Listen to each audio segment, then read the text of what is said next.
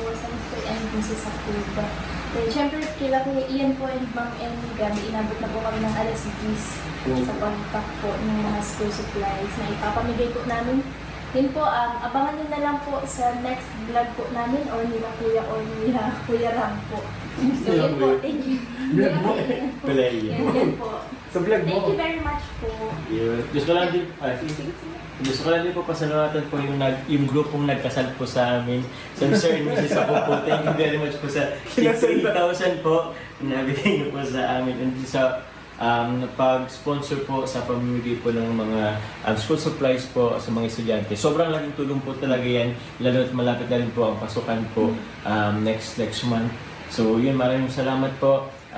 Kila Ian po and kay Ma'am Ems na yun nga sumama po at sila po ang yun, kila Ma'am Ems and Ian po sa pagsama po sa atin po